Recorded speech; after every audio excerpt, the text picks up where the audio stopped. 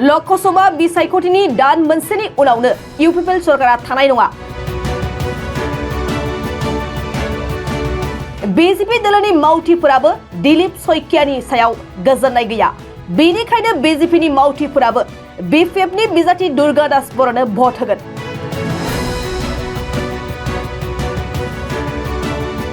प्रमोद बर'नि दैदेनगिरिफ्राबो बीपीएफ दलनि बिजाथिनो भट होगोन।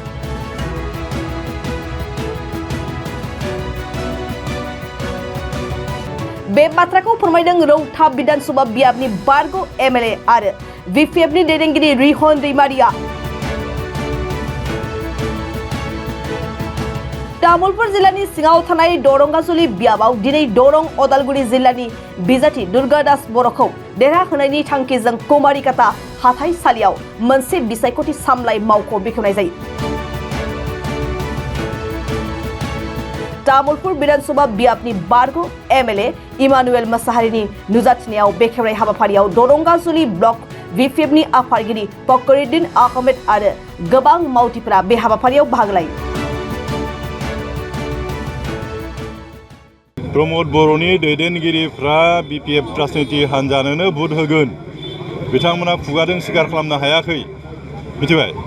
इउपिपिएलनि गासै दैदेनगिरिफोरा जोंजों जगाजग खालामगासिनो दं।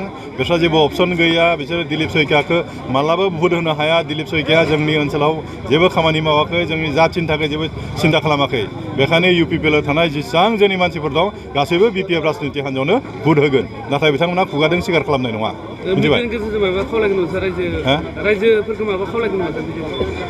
निश्चय आं खावलायनो नागिरदों जे बीपीएफ राजनिति हान्जानि बिजाथि दुर्गादास बर'आ देरहासार जागोन आरो देरहासार जायोब्ला जोंनि ओनसोलाव जिफोर समस्याफोर दङ, जातिगत समस्या आरो गोबां जोंहा गिदिर गिदिर बेबायदि समस्या दङ, बे समस्याखौ लानानै बिथाङा दिल्लीयाव बाथ्रा बुंगोन। जों बेखौ आसा खालामदों आरो बेखायनो बे ओनसोलनि सान्थि सम्प्रिति खौसेथि आरो जौगानायनि सार्थआव बीपीएफ राजनिति हान्जानो भट होनांगौ। फैबाय थानाय बिसायख'थि लोकसभा जे इलेक्सन जागोन बेनि थाखाय दरंगाजुलि ब्लक बीपीएफनि जि इलेक्सन मावफुंखुलि जों दिनै बेखेवबाय। आं आसा खालामगोन बे मावफुंखुलिनिफ्राय गासै बिसायख'थिनि खामानिफोरखौ बेनिफ्राय मावनो हागोन आरो जोङो आसा खालामगोन बे दरंगाजुलि ओनसोलाव जोंनि बीपीएफ राजनिति हान्जाया मोजां खालामगोन। मानो होनब्ला जों आथिखालाव नुनो मोनबाय जे प्रमोद बर'नि दैदेननायाव जि बिटिसि सरकार बे रायजोनि गांनाय उखैनाय आरो जोंनि जेफोर समस्याफोर दङ बेखौ मोनसेबो समाधान खालामनो हायाखै, मोजां नेतृत्व होनो हायाखै, दुर्बल नेतृत्व बिथाङा होगासिनो दं। बेखायनो रायजो राजाफ्रा इतिमध्ये मोनसे सिद्धान्त लाबाय प्रमोद बर'खौ बे बिटिसिनिफ्राय चिफ जानायनिफ्राय होखारनांसिगौ आरो हाग्रामा महिलारखौ आखौबार माने बिटिसिनि चिफ हिसाबै जों फज'नांसिगौ। बेखौ इतिमध्ये रायजो राजाफ्रा सिद्धान्त लाखाबाय आरो नैबे बिसायख'थियाव जोंनि बिजाथि दुर्गादास बर'आ देरहासार जानाया एकदम खाथांखासै। मानो होनब्ला जोंनि बिटिसि ओनसोलावथ' जों मोजां भट मोनखागोन। बेनि अनगायैबो बिटिसिनि बाहेरायाव जोंहा मोनबा माने एमएलए समष्टि दङ। बे मोनबा समष्टियावबो मथा मथि आंथ' बेक्तिगतभावे प्राय गिदिंबाय। दा बे ओनसोलफ्राव जों जा नुनो मोन्दों माने गोबां रायजोफोरा मदद होनो ओंखारबोदों आनखि बिजेपिनि दैदेनगिरिफ्रानो जोंखौ दा मदद होगासिनो दं खामानि मावगासिनो दं।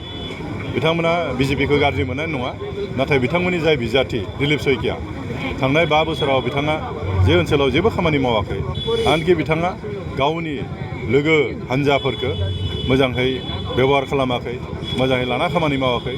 बेनिखायनो बिनि सायाव असन्तुष्ट माने।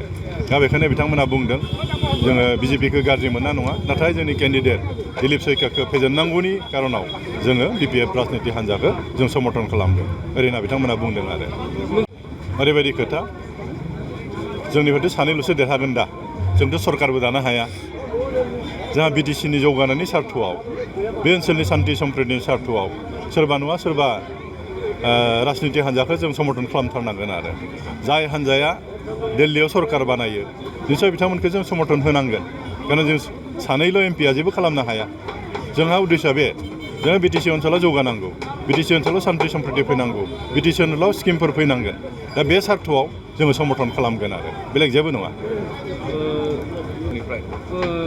प्रमद बर' बिथांमोननो जे बिपिएफ दोलोआ नेक्स्ट लकसभा बिसायख'थियाव थानाय नंलानो मा एन्सार होगोन सोर थानाय नङा रायजोआव बेखौ बिसार खालामगोन जों जेब्ला मोननै एमपिखौ जों जेब्ला मोनगोन मास मोनसेनि भितरावनो बिटिसि सरकारा सोलायगोन मास मोनसेनि भितरावनो सोलायगोन गतिके इउपिपिएलआ थानाय नङा जोंहा बिपिएफ राजनितिया दाबो सरकार गैया अब्लाबो सरकार थानाय बायदि जोंनियाव इउपिपिएल राजनिति हान्जानिफ्राय बिजेपि राजनिति हान्जानिफ्राय लोब फैनानै जोंनि बिपिएफ राजनिति हान्जायाव जइन खालामगासिनो दं बेखौ नोंथांमोनाबो नुगासिनो दं मानो फैदों फालाय नुहुरदों नेक्स्टआव बिटिसि सरकारखौ बिपिएफ राजनिति हान्जाया खालामगोन प्रमद बर'आ ओरैबाबो आउट जाखासिगोन दा बेखायनो बिपिएफ राजनिति हान्जाफ्राव फैदों आरो रायजो राजाफ्रा